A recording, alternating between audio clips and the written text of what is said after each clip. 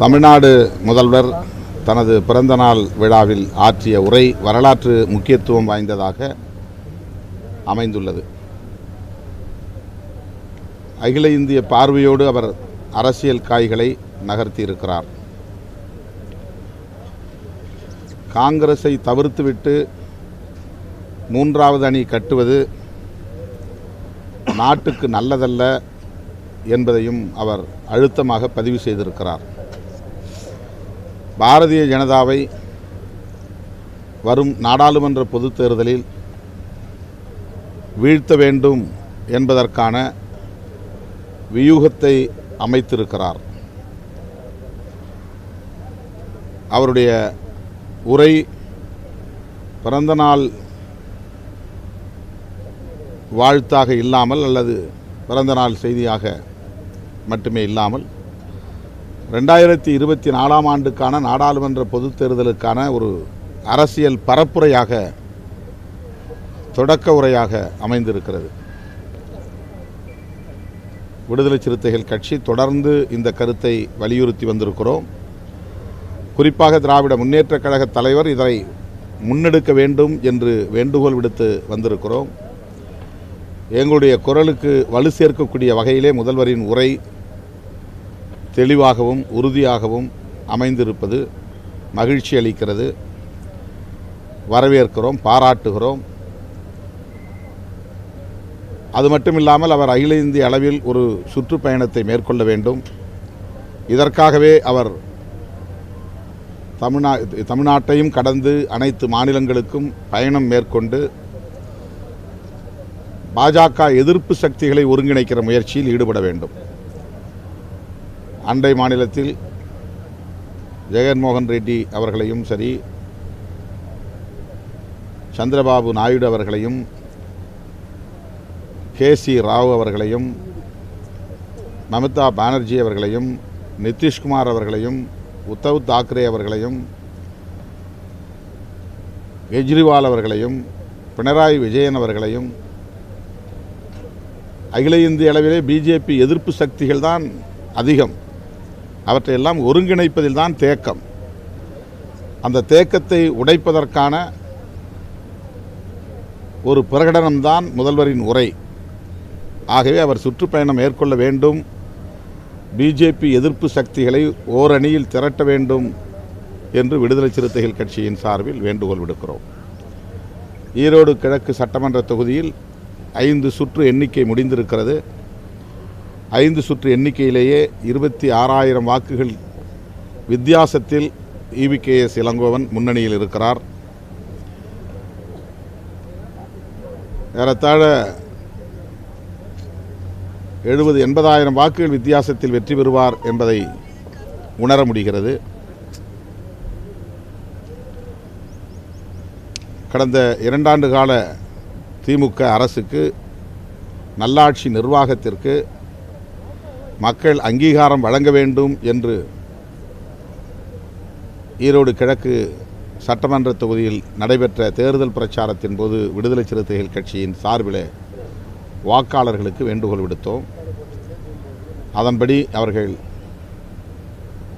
அங்கீகாரம் வழங்கக்கூடிய ஒரு முடிவை, மகத்தான வெற்றியை வழங்கியிருக்கிறார்கள். ஈரோடு கிழக்கு சட்டமன்ற தொகுதி வாக்காளர்களுக்கு விடுதலை சிறுத்தைகள் கட்சியின் சார்பில் நன்றியை தெரிவித்துக் கொள்கிறேன். இது காங்கிரஸுக்கான வெற்றி என்பதை விட, காங்கிரஸ், திமுக, விடுதலை சிறுத்தைகள், இடதுசாரிகள் இடம்பெற்றுள்ள மதசார்பற்ற முற்போக்கு கூட்டணி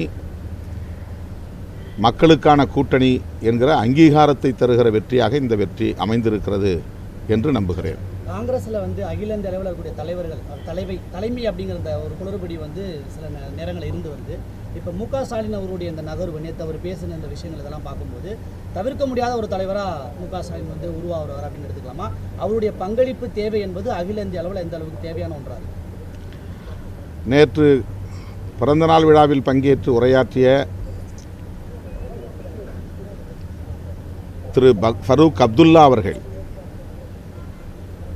தமிழக முதல்வரின் பங்களிப்பு இன்றியமையாத ஒரு தேவை, அகில இந்திய அளவில் அவருடைய தலையீடு தேவை என்பதை உறுதிப்படுத்தியிருக்கிறார்.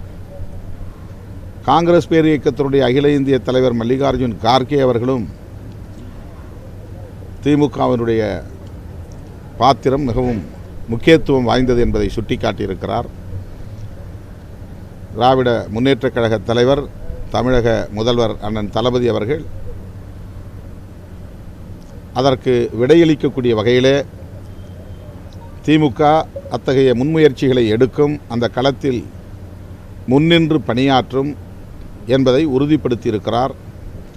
கடந்த தேர்தலின் போதே இந்தியாவிலேயே முதலாக ராகுல் காந்தி அவர்கள் பிரதமராக வேண்டும் என்பதை முன்மொழிந்தவர் நம்முடைய முதல்வர் அவர்கள். அதேபோல முதலாக கூட்டணி கட்சியின் பொதுக்கூட்டம் சேலத்திலே நடந்தது என்று கருதுகிறேன். அந்த கூட்டத்திலே பேசுகிற போது முதல்வர் அவர்கள் நேற்றைய பிறந்தநாள் கூட்டத்திலும் அதை குறிப்பிட்டார்.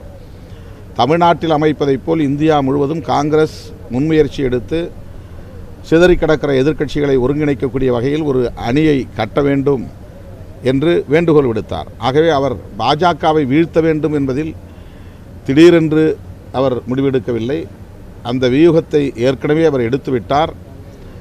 அவருக்கு காங்கிரஸ் மற்றும் இடதுசாரிகள் உற்ற துணையாக இருக்க வேண்டும் என்பதுதான் அவர் விடுத்த செய்தியின் உள்ளடக்கமான செய்தி, அவருடைய பிறந்தநாள் உரையின் உள்ளடக்கமான செய்தியாகும்.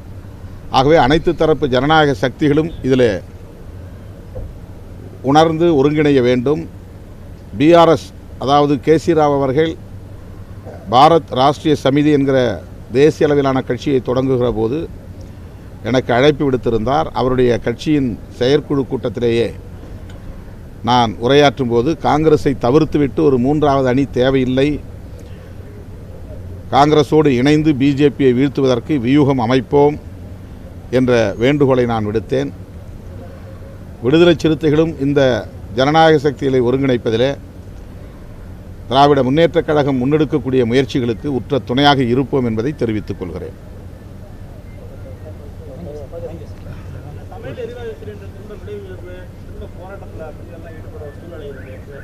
எது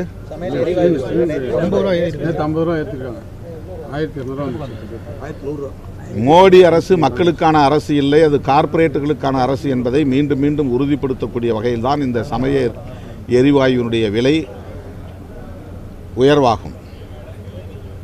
அண்மையிலே நடந்த தேர்தல் வரையில் பொறுமை காத்திருந்தவர்கள் தேர்தல் முடிந்த உடனேயே சமையல் எரிவாயுவை அதன் விலையை உயர்த்திவிட்டார்கள். இது சாதாரண எளிய மக்களை கடுமையாக பாதிக்கும், நடுத்தர வர்க்கத்தை சார்ந்த குடும்பங்களை பாதிக்கும். ஆனால் அதை பற்றி அவர்களுக்கு கவலை இல்லை. அதானியினுடைய பங்குகள் அதல பாதாளத்தில் சரிந்து வீழ்கிறது என்றவுடன்